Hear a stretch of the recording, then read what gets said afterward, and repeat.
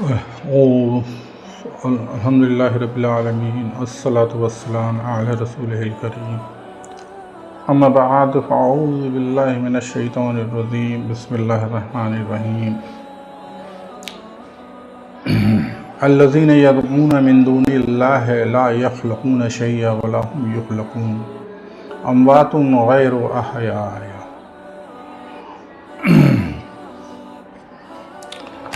وما يشعرون الا ايان يبعثون قال تبارك وتعالى في سورة البقرة يوم تقول لا تجزي نفس عن نفس شيئا ولا يقبل منها شفاعة ولا يؤخذ منها عدل ولا هم ينصرون وقال تبارك وتعالى في سورة مريم اذ قالت الملائکۃ یا مریم ان اللہ یبشرک بکلمات منہ اسمہ عیسی ابن مریم قالت رب انی یکون لی ولد ولم یمسسنی بشر صدق اللہ العلی العظیم۔ آج میں آپ کے سامنے گفتگو رکھوں گا شرک اور توحید کے بیچ میں کیا فرق ہے۔ اسی کے سلسلے میں نے قرآن کی روشنی میں آپ کو وضاحت کرنے کی کوشش کروں گا انشاءاللہ۔ شرک توحید ایک اللہ کی وحدانیت، ایک اللہ پہ یقین، اسی سے مانگنا، اسی سے حاجت روائی کرنا، اسی سے اپنی خواہشات جو کچھ معاملات اس کے سپرد کرنا، اسی سے مدد مانگنا۔ اسی سلسلے میں ہم ہر نماز میں سورہ فاتحہ میں جب پڑھتے ہیں تو ہم کہتے ہیں ایاک نعبد و ایاک نستعین، ہم تجھی سے تیری ہی عبادت کرتے ہیں۔ ایاک پہلے سبجیکٹ لایا گیا ہے، ایاک نعبد، صرف تجھی سے، یعنی شرف کا لفظ ہے ایاک، نعبد میں عبادت کرتا ہوں، کروں گا، ایاک نعبد و ایاک نستعین، اور تجھی سے صرف مدد مانگتا ہوں۔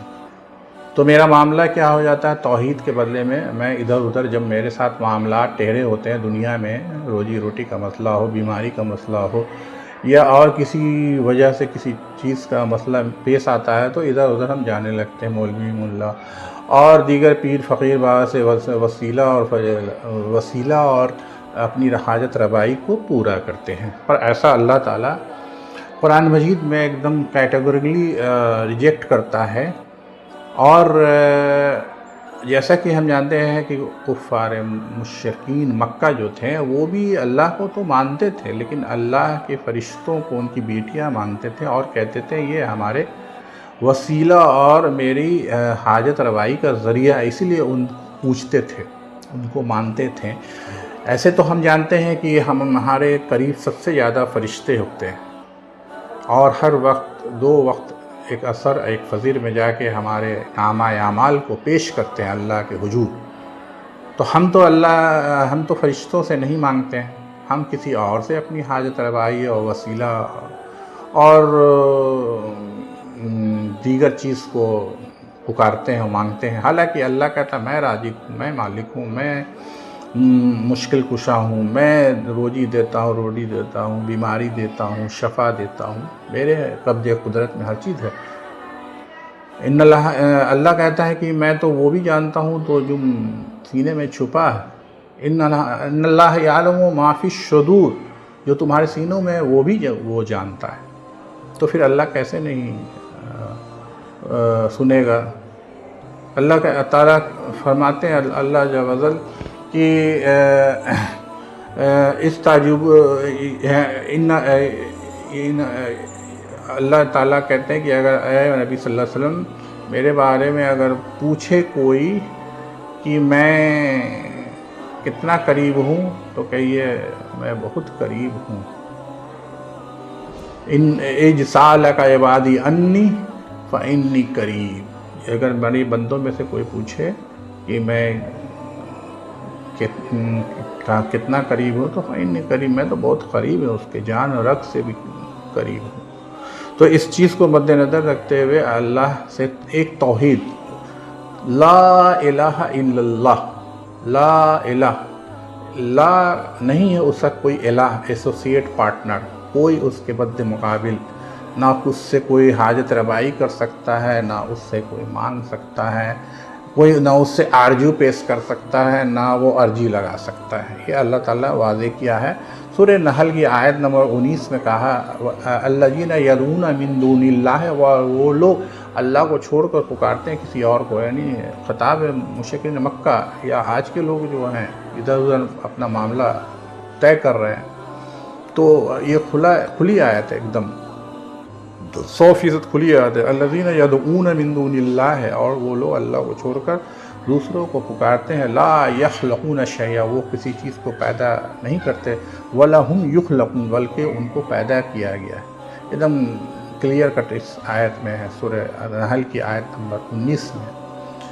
اموات غیر احیاء، وہ مردہ ہے نہ کہ زندہ ہے، جس سے تم حاجت روائی کرنے جا رہے ہیں، یا پیر فقیر بابا کے پاس، یا مشکل کشا کے پاس، اور ولی کے ولی جہاں بھی جا رہے ہو، وہ تو مردہ ہے، وہ تو دنیا میں ہے نہیں، دنیا سے پردہ ہے۔ موت کا مطلب ہی پردہ، ماتا یا موتو سے بنا ہے موتن، موت۔ تو ہم کہاں سے یہ ساری چیزیں ایک لمبے عرصے میں کہیں نہ کہیں ایک انسانی انٹرپریٹیشن کا نتیجہ ہے، جو کہ حدیث اور یہ انٹرپریٹیٹ کر کے لکھی گئی، اس میں مسٹیک ہو سکتا ہے۔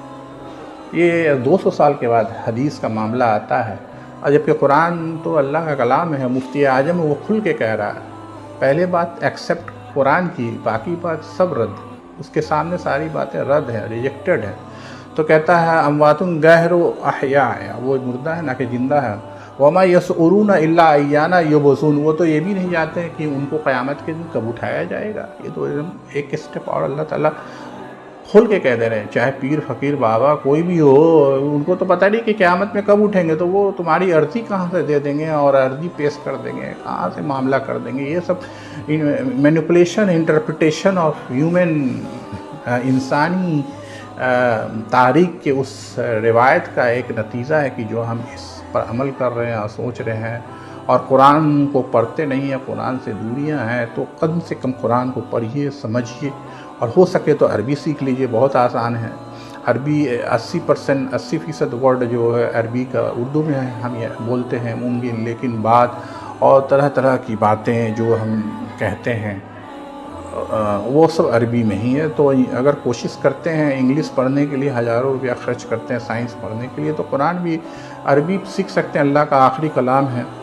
اس کے بعد اللہ تعالیٰ نے جو سورہ بقرہ میں 2 جگہ یہ آیت آئی ہے، کیٹیگریلی ایک دم 100% ریجیکٹ کیا ہے کہ یوم تقول لا تجزی نفس عن نفس شیئا، اس دن سے ڈرو جس دن ایک انسان کسی دوسرے انسان کا مددگار نہ ہوگا، ولا یقبل منہا شفاعت، نہ اس کی کوئی سفارش کام آئے گی۔ ہم دنیا میں جس طرح سفارشی بنا لیتے ہیں پیر فقیر بابا کو، یہ تو میرے جنت میں لے جائیں گے، ان کا تو خود ٹھکانہ نہیں ہے، وہ دوسرے کا ٹھکانہ لے کے اپنا مال پیسہ ذریعہ بنائے رکھتے ہیں، اور غالب گمان عوام بھی اسی میں چکر میں شارٹ کٹ میں رہتی ہے، چلو میرے شارٹ کٹ راستہ بتا دے رہے ہیں، چلو دنیا بھی مل جائے گا اور آخرت بھی مل جائے گا۔ پر ایسا نہیں ہے، قرآن کی روشنی میں یہ ساری باتیں جھوٹی ہیں، سچی نہیں ہے، یہاں اس میں کوئی حقائق نہیں۔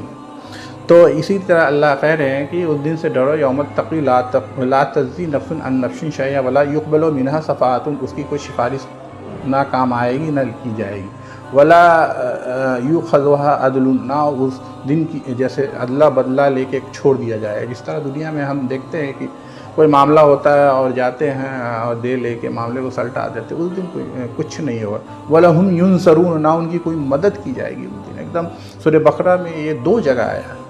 پھر تیسری جگہ ایک آیا ہے، سو آیت الکرسی پڑھتے ہیں، من ذا الذی یشفع عندہ الا بإذنہ، کون ہے اس کی جناب میں سفارش کرے، الا بإذنہ، سوائے اس کے۔ تو یہ معاملہ وہ خفیہ ہوگا، وہ قیامت کے دن کیا ہوگا وہ الگ پس منظر ہے۔ لیکن یہاں پر دیکھیے ہم تو ادھر ادھر بھاگتے ہیں، تو اللہ کو چھوڑ کے اللہ سے نہیں مانگتے ہیں، نماز نہیں پڑھتے، کہتے ہیں پریشانی ہے ساری۔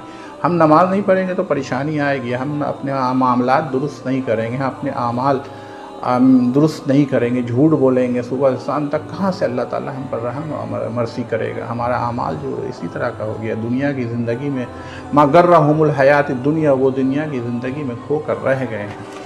تو آخرت کو ٹارگٹ بنائیے، دنیا اللہ دے گا، کوشش کیجیے گا حلال طریقے سے حلال روزی کمانے کی کوشش کیجیے، اللہ تعالیٰ آپ کو دے گا۔ اگر لن فن کریں گے اور ادھر ادھر بھاگیں گے اور کسی کے پیچھے بھاگیں گے تو وہ اللہ تعالیٰ پھر کہے گا یہ دنیا کا بندہ ہے، یہ دنیا چاہتا ہے، دنیا تھوڑا دے دیں گے، پھر آخرت میں اس کے لیے تو بڑا عذاب، سخت عذاب ہے، تو اس کے لیے تیار رہیے۔ تو کہنے کا مطلب یہ ہے کہ اللہ سے ہی ہر کچھ مانگیے۔ رسول نے فرمایا کہ اگر ایک فیتہ بھی کھو جائے تو وہ اللہ ہی سے مانگو۔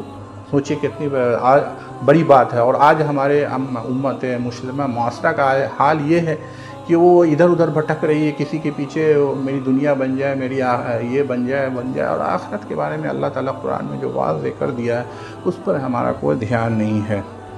اسی سلسلے میں ایک آیت سورہ آل عمران کی 47 نمبر آیات کو پیش کر رہا ہوں، جو فرشتے آ کے بصارت سنا رہے ہیں۔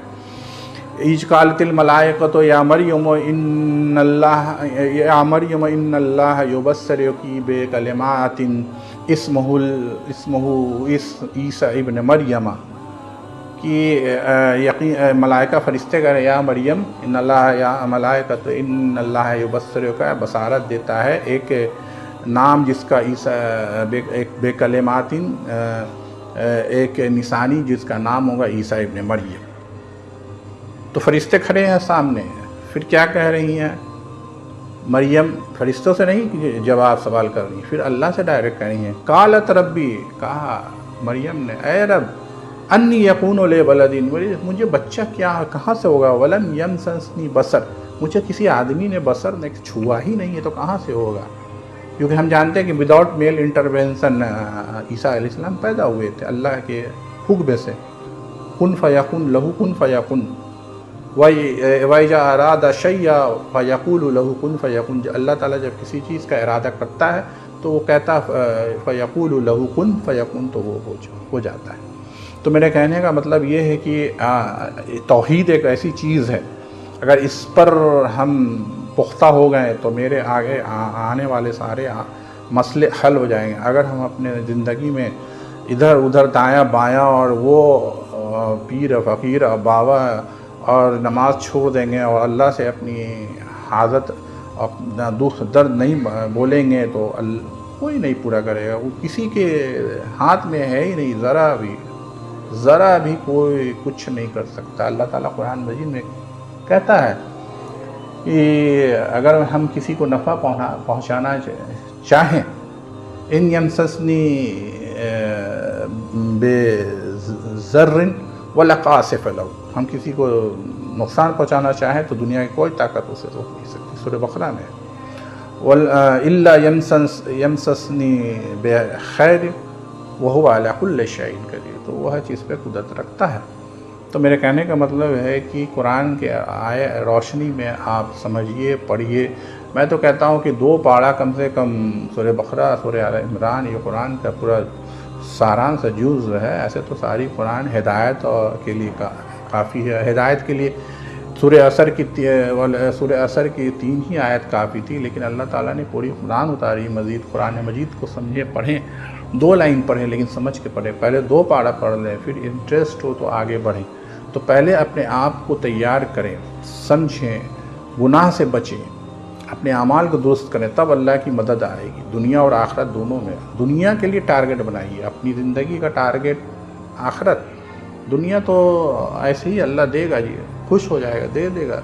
دنیا تو حضرت عمر فاروق رضی اللہ کے ٹائم میں 1/3 دنیا فتح ہو گئی تھی، ان کے پیر کے جوتی کے نیچے دنیا تھی۔ کیا تھا؟ انہوں نے دنیا سے کوئی لاء نہیں لگایا، دنیا ان کے قدموں میں اللہ نے رکھ دیا۔ 1/3 دنیا فتح ہو گئی تھی، یہاں افغانستان سے لے کے نارتھ یمن، افریقہ کا ساحل تک ٹچ کر گیا تھا۔ تو کیا تھی؟ وہ قرآن تھا ان کے ہاتھ میں، ان کی طاقت قرآن تھی۔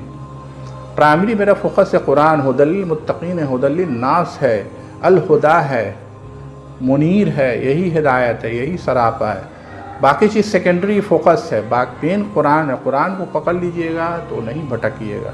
اس گمراہی کے دور میں عالم ہی فتنہ کریں گے، آپ کہیں گے اللہ سے تو اللہ کے یہاں بات ریجیکٹ ہو جائے گی، اللہ کہے گا میں نے قرآن دیا تھا سمجھنے کے لیے، پڑھنے کے لیے، تم عالموں کے پیچھے پڑ گئے۔ پچھلی قوم جو تھی بنی اسرائیل اسی میں یہ بھٹک گئی کہ وہ عالموں کے پیچھے پڑ گئے تھے، وہ اپنے چند مفاد کے لیے، پیسے کے لیے لوگوں کو بھٹکاتے تھے۔ اسی لیے قرآن مجید میں جگہ جگہ پہ لا تشتروا بآیاتی ثمنا قلیلا، میری آیات کو تھوڑے سے پیسے میں مت بیچو۔ اسی طرح آج دیکھیے اسلام کا لبادہ اوڑھ کے ٹی وی پہ آتے ہیں اور لوگ 5,000 میں بک جا رہے ہیں، اسلام کا غلط انٹرپریٹیشن کر رہے ہیں۔ تو اس سے بچیے اور اپنے اعمال کو صحیح کیجیے اور آخرت پر زور لگائیے اور آئیے قرآن کی طرف، رجوع الی القرآن، قرآن کو سیکھیں، سمجھیں اور پڑھیں، تبھی مجھے دنیا ہی ملے گی اور آخرت بھی، نہیں تو ہم کہیں کے نہ رہیں گے، نہ دنیا ہی ملی نہ وصال صنم والا حال ہوگا۔ تو آج دنیا ہمیں کاٹ کھا رہی ہے، کیوں؟ اللہ نے اس لیے کہ حب الدنیا و کراہۃ الموت، دنیا سے محبت اور موت سے ڈر، خوف پیدا ہو گیا۔ مسلمان موت سے ڈرتا تھوڑی ہے، وہ تو اس کے لیے تحفہ ہے، گفٹ ہے، دیٹ از گفٹ، تحفہ، خوش ہوتا ہے کہ اب یہاں یہ جو جہنم تھا اس کو کاٹ لیا، کسی طرح سے ہم بچا کے نکل جائیں اللہ تعالیٰ، اور وہاں جو میرا اصل ٹھکانہ ہے وہاں ہے، ہر کو جانا ہے۔ ان للہ و انا الیہ راجعون، ہر کو اسی کی طرف لوٹنا ہے۔ تو کہنے کا مطلب ہے کہ اس پر غور کیجیے، قرآن مجید کی طرف آئیے، میں قرآن کی طرف بلاتا ہوں۔ باقی سب کتاب سیکنڈری ہیں، وہ سیکنڈری ہے، مین انٹرپریٹیشن ہے، بہت ساری حدیثیں لکھی گئی، ایک حدیث میں کچھ ہے، ایک حدیث میں کچھ ہے، وہ اختلافات ہیں اپنی جگہ پر، لیکن پہلا میرا پرائمری فوکس قرآن ہو، قرآن کو اپنائیں، قرآن کو سمجھیں، قرآن کو پڑھیں، یہی چیز نہیں ہے۔ امت کا بے حال قرآن سے دوری ہے۔ تو اسی کے ساتھ ہم اپنی بات کو ختم کرتے ہیں۔ بارک اللہ والقرآن العظیم ونفعنی وإیاکم بالآیات والذکر الحکیم۔